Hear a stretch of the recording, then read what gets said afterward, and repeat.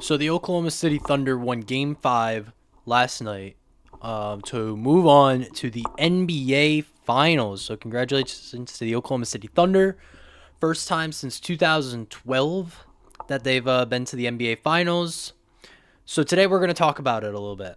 I want to talk about some of the implications, some predictions, some stats, a little bit of everything for you today here on the show. So first of all, congratulations to the Thunder. They win the Western Conference Finals 4-1 against the Minnesota Timberwolves in a series that didn't really feel close at any point. You thought maybe after Game 3 the Timberwolves had a chance of coming back, but after Game 4 it was definitely over. Now, we'll come back to this take, but a lot of people are saying that the Western Conference Finals were the NBA Finals. I don't know about that one, but the Thunder were definitely the better team throughout this series. It was pretty easy to tell. They're definitely the most well-built team. They got the best players. They have the best player, Shai Gilgeous-Alexander. But first of all, if we're gonna take a little bit of a deep dive, or I wouldn't call it a deep dive, but we'll take a good look at this series. So first of all, let's talk about Anthony Edwards. Now, if you've read my blog post or some of my recent articles, I said that Anthony Edwards would be the face of the NBA coming up. He was the next face of the NBA. And he sure as heck looked like it against that Warriors team. 26 points per game, 8 rebounds, 6 assists against that Golden State team. Granted, they were lacking Steph, but that made them a better defensive team than with Steph. So Anthony Edwards, though, in this Thunder series, had 23, 7, and 5. It's slight decreases, but it's definitely a noticeable difference out on the court. He was taking less shots, passing the ball a little bit more, I think was his thing. But when you're facing the best team in the NBA in the playoffs, you got to be willing to take the shots, man. You got to step it up, and I don't think he did in this series. Some people say he was playing just as good, or I would highly disagree with you that he needed to score more points. I mean, in Game 4, he only had 19, I believe, and he was asked after the game why he didn't take as many shots. He said he was making the right plays by passing them to players like DiVincenzo, Nickeil Alexander-Walker, who had the high 20s, 30s points. They had great games, of course. And I don't disagree with him, but you're the star player. You are the number 1 overall pick, Anthony Edwards, are you not? Did I miss something over the last 5 years? Back-to-back Western Conference Finals appearances and back-to-back 4-1 exits. This team's going to be different next year now. So Naz Reid has a player option, so he's probably gone. Julius Randle, probably gone. So this is going to have to be a different team now than what it was the last couple of years for the Thunder. Or not the Thunder, the Timberwolves, sorry. So I guess we're kind of at the same point we were last year when we said the same things about Anthony Edwards. Is he's got the potential to be that star player that I wouldn't call him Michael Jordan, but definitely the player of the league. But when it comes to him playing, he plays really good against bad teams and mediocre teams, but I feel like he plays mediocre against good teams. And when you want to be the face of the NBA, like LeBron, Steph, Giannis, Jokic, now Shea, potentially, Luka, you got to have great games against great teams. And to me, Anthony Edwards doesn't do that. I mean, you could argue that the Lakers and the Warriors are great teams. I would say they're good teams. The Lakers aren't there yet. They were not championship contenders coming into the playoffs. The Warriors were missing Steph Curry. I mean, they were championship contenders until Steph got injured. And the one game that the Timberwolves played against Steph, they lost. So, Ant did not show up against the Thunder. He did not play good. I'd say he played all right, but he didn't play good.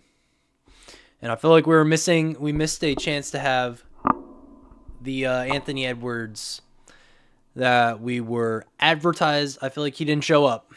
He didn't show up. Still a great player. Still an all-star. Definitely potential to be the face of the league, but we're running low on time now with players like Victor Wembanyama, Cooper Flag, Luka, who's already still taking that face. Now he's in LA. He gets even more spotlight on him, and he already had all the spotlight on him. So somebody's gonna have to take that throne, and he's got to prove that he's better than them. And to me, of all the players I just listed, he might be the worst. I mean, we haven't seen Cooper Flag yet, but there's high expectations for him. So he's definitely got some proving to do in the 2025-2026 season. He's got to have a new team. We're going to see what type of leader Anthony Edwards truly is this next season. So I'm not going to blame all of this on Anthony Edwards, though, because the Thunder defense was first in basketball power index this season defensively, and the Warriors were fifth. So I wanted to show the difference between this Thunder team, this Thunder defense and Thunder offense, versus the Warriors defense. So the one game that the Timberwolves lost against the Warriors were when they were shooting just under 40%. We see that there's a couple games where there was a game where they shot 60, 50s, 43, apparently 43.9 was enough to get them a win in game 3. But when they're playing the Thunder, they were held to under 43 3 times, which is something the Warriors only did once. Now, I'd argue the Warriors are even better defensively with Steph off the court. I don't think a lot of people will argue that with me.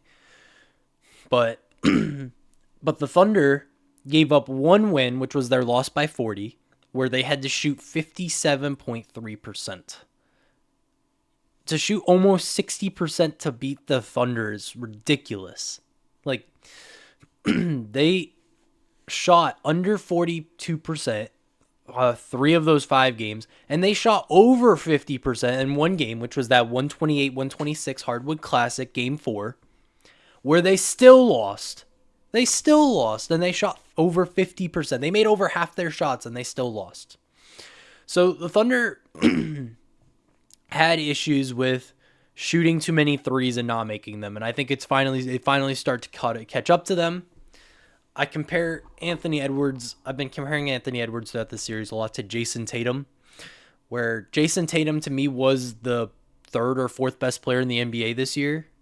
And he's not a superstar, though, because he refuses to take the final shot when it comes to the game on the line.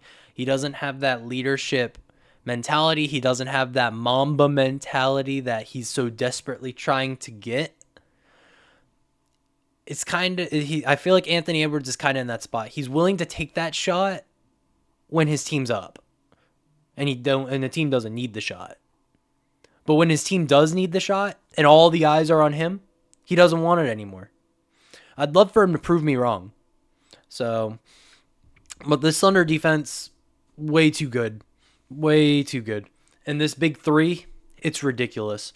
So a homegrown drafted talent, just like the Warriors did when they won 3 championships in 4 years, if I remember correctly. So in game 4, J-Dub had 34, Shea had 40-point triple-double just about. J-Dub also had 3 steals, Chet had 21. So combined, that's 95 points, which is more points than Kevin Durant, Russell Westbrook, and James Harden ever combined for in a game.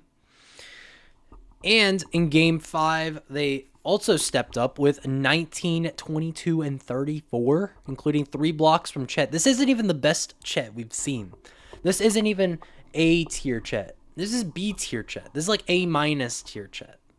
If Chet can play this good or better, and J-Dub and the MVP Shea can play this good, then they're gonna sweep the finals. They can sweep the finals with just those 3 players.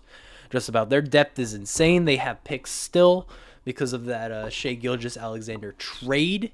So this team is set for the future for a while, just about. It's ridiculous. So with this notion that the Thunder are the NBA champions now. That the Western Conference Finals were the NBA Finals. So here's kind of where the argument stems from. The Oklahoma City Thunder this year were 2-0 versus the Knicks, including a 25-point victory in the Garden in their most recent matchup, and a 10-point win in Oklahoma City. Both games were pretty much the same time, early January, week after each other. And then versus the Pacers, the Oklahoma City Thunder are also 2-0, including their most recent matchup being at the end of March by 21 points in Oklahoma City, but 6 points when they went to Indiana. So when it comes to this Pacers team, I think the Thunder are going to win the finals. I'll take them over both teams, and I don't think that's a hot take by any sense. But I would take the Oklahoma City Thunder over the Pacers in 6 and the Knicks in 4. So if the Knicks can somehow come back down 3-1, they obviously have a chance because we've seen it happen before. But I don't think they will. The Pacers are just are much better. They're a much well-built team. They have the second best roster maybe in the NBA, but there's definitely other teams that could have that conversation about that aren't here, like the Cavaliers and the Celtics. But the Knicks, no, their defense has not shown up against the Pacers. I don't know why you think they would show up against the Thunder. I mean, these games against the Pacers were much closer. The Pacers could have hypothetically pulled that one off back in December. I mean, in January, the Pacers were at one point under 500. And now they're a much better team than what they used to be. What they were at that time. They heard all the criticism. Halliburton heard he was overrated, and he came back. And he made it the best team in the Eastern Conference. So I want to go over where I was right, where I was kind of right, kind of wrong, and where I definitely was wrong. This is something I like to do with my predictions, especially between the blog and other things I've said over the years, or just online. So where I was right was the Thunder we're gonna make the NBA Finals. I mean, this is the picture from 2012. It's the first time they've done it since then, about 13 years later. I don't think it was a hot take. I don't think it was a hard pick to make. They were the best team in the Western Conference, and they beat everybody on their way there, including a 7-game series versus Denver was their toughest matchup. 4-0 sweep to the Grizzlies at one point, a game won by 50, and the Timberwolves in a 5-game series. Where I was kind of wrong was where I said Ant would be the face of the NBA. Like I said, he has the potential to do so, and I would love for him to do so because he does all the trash talk and he has the ability to back it up, and he does back it up. But I feel like he's going in circles now where we think he's going to be a top 5 star, and then he does something like this series against the Thunder, and then it goes back to, well, I guess he's not. He's still young. He's going into year 6. So he's got plenty of time. But at the same time, so it's kind of a paradox. He has all the time in the world, but he also has none of the time in the world. Because he's still really young, but also there's players like Wembanyama who are already considered the face of the NBA just about, who's putting up better numbers than Anthony Edwards in a sense, and is younger than Anthony Edwards, and already doing the things Anthony Edwards should be doing. I think the Spurs could make a run next year. I think the Timberwolves can make a run next year. But it all depends on what they do this offseason, because they are going to have a different team. Now, where I definitely was wrong was I had posted that Shai Gilgeous-Alexander, after round 1 against the Grizzlies, I said he was not the MVP. Shai Gilgeous-Alexander, I want to formally say, I'm sorry, I was not familiar with your game. So I had said Jokic was the definite MVP. I still think he's the best player in the NBA. But definitely, I thought Shai's was unearned. It's been earned. It's been proven wrong to me over the last 2 series. Definitely. So, Shai, I wouldn't call him the best player in the NBA, but I think you can make the argument. I thought you couldn't make the argument, but definitely now I've come around. I've come around for all the Shea believers. So the Clippers or the Thunder absolutely fleeced the Clippers to get him. It's ridiculous that they got Shea and 7 first-round picks, I believe, for Paul George, who played 4 years there. Come on, man. Whoever the GM is at the Clippers, I don't know if he's still there, but if he is still there, he needs to get fired. So, and then one other spot where I was wrong was the Indiana Pacers. I mean, I think a lot of us were wrong about the Pacers. I thought I was on the fence about the Pacers even winning in round 1. So here's my bracket in the Eastern Conference. I was 50-50 on the Pacers even winning round 1. But the 4-1, especially when Dame got injured, I mean, you knew the Pacers were going to win. I think the Pacers came into this bracket kind of like the Miami Heat all those years ago where nobody predicted them to win anything, but really they were just the most underrated team. The Pacers 4-1 to the Bucks, lost game 3 at Indiana. So game 3 in Milwaukee, my bad. And then they beat Cleveland. I knew they'd be a tough matchup for Cleveland. I thought it'd be like maybe a 7-game series, but 4-1? 4-1. Winning every game in Cleveland. Their only loss came in Indiana. Cleveland 4-1. That is ridiculous. And now they're up 3-1 on the New York Knicks. I mean, it's crazy. They keep winning on the road too, which is I mean, they've won both games in the Garden. They won 3 games in Cleveland. And their only loss on the road right now has come to the Milwaukee Bucks. I mean, correct me if I'm wrong. So the Pacers are going to win the Eastern Conference finals. I mean, the Knicks aren't going to come back from 3-1. They're not one of them teams, I don't think. I mean, it's possible, but I don't think they're built for that. I think they'll lose. I think the Knicks will win game 5 and the Pacers will win at home in game 6. But I'd like to apologize to Rick Carlisle, Pascal Siakam, who I've been a big hater of, who's definitely played really well. Tyrese Halliburton, I mean, he deserves an apology, but he was never overrated in the first place. That was a bunch of doohickey, a bunch of Maloney. But yeah, I thought the Eastern Conference was a game between the Cleveland Cavaliers and Boston, and I think everybody did. If you thought the Pacers were going to go to the finals, I'm going to call you a liar, and I'd like to see proof of that. But no, to see I mean, the Knicks were built to beat the Celtics. The Knicks roster was built to the Celtics and not anything else. So I'd like to apologize to the Pacers. I won't apologize to the Knicks because they're kind of struggling right now. But I'm not surprised. I was surprised about them. But the Pacers definitely, we all owe them an apology. So the Pacers are up 3-1 going into Game 5. It's a much different series than what that Thunder one was. So the Thunder series, we had wins by 30, 40s. But this one has been going back and forth. It has been a back and forth matchup reviving the rivalry between Reggie Miller and the Knicks back in that day, where Tyrese Halliburton's come back down 20 to win games. It's ridiculous. In overtime to do the choke thing in Madison Square Garden, it's ridiculous. It's highly entertaining basketball right now. And I think, like I said, I think the Knicks are going to get Game 5 in the Garden. But Game 6 in Indiana, yeah, no. Pacers got that one in the bag. So, but Tyrese Halliburton being overrated, let's come back to that. In Game 4, he had 29 and 10 in the first half. In the first half?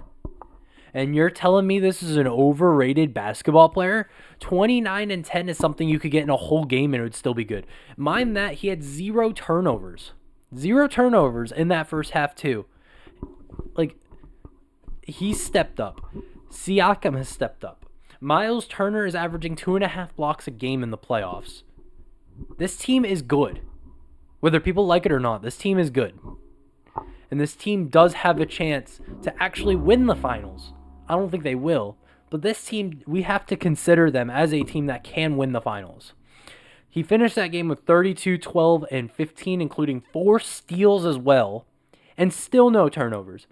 So I saw a random stat today that if he was an NFL quarterback, he had thrown 77 passes throughout the game yesterday. He would have had the third highest QBR in a single game in the history of anything because he had no turnovers, no interceptions. So, and if that stat makes sense to anybody. So, this Pacers team, really good. Nemhart stepped up. Aaron Nesmith stepped up. It's a team with such great depth. And I think they do have I keep repeating myself, but they do have a shot against the Thunder, whether people like it or not. And they are the best team in the East right now. So, the Knicks defense is what's killing them right now, in my opinion. I want to go and talk a little bit about that because my boy Colin Cowherd recommended that potentially the Knicks trade Karl Anthony Towns this offseason. Trading Karl Anthony Towns, huh? After 1 year in New York, you traded, you traded him from Julius Randle for him, and you instantly decide to get rid of him pretty much after that. That's it. It's over. You lose 5-1 in the Western Conference Finals, and that's it. I don't know about that one. I mean, Karl Anthony Towns has done nothing wrong, in my opinion, at least. Maybe I'm wrong. I mean, you traded for him knowing he wasn't going to be the number one guy on the team because that was Jalen Brunson's spot, and Jalen Brunson has earned that spot. What do you get from Karl Anthony Towns in a trade? Where could you potentially send him or get that makes it worth it for you to get rid of him? He's winning you games. He's won you games multiple times, obviously. Had a great season, third best record in the Eastern Conference. Won 4-2 against the Celtics, 4-2 against the Pistons. So now you just decide it's all over because you're losing 3-1 to the Pacers? That's ridiculous, man. He's won you games. I mean, the big move that obviously wasn't the right one was Mikal Bridges. I don't think Mikal Bridges for 4 first-round picks will ever be justified. NBA trades are crazy nowadays. Comparing that to NFL trade logic, it's ridiculous. It's like Mikal Bridges, George Pickens for like a third-round draft pick versus Mikal Bridges for 4 first-round picks. Imagine trying to explain that to an NFL fan. Or just an NBA fan, just the other way around. It's ridiculous. So, my conclusion on that is that there's no right move for the Knicks this offseason. I mean, they just have to keep. I say just run it back. Just run it back. See what happens. Your team is built to beat the Celtics. The Celtics will not have Jason Tatum next year. Let's try one more time. Let's see what happens. You're likely going to get the same record, if not better. And there's nothing wrong with that. You've given the New York Knicks fans hope over the last few years. They now have a reason to buy tickets at the Garden. They were already selling out the Garden, but after all those years of losing out on Zion, losing out on Kevin Durant, losing out on Kyrie Irving, trading away Kristaps Porzingis, you're just going to get rid of it all? That hope that they have right now with Karl Anthony Towns?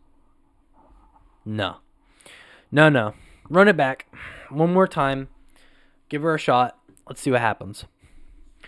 So, those are kind of my final takes on what's going on in the NBA today. It's kind of a short little recap for you.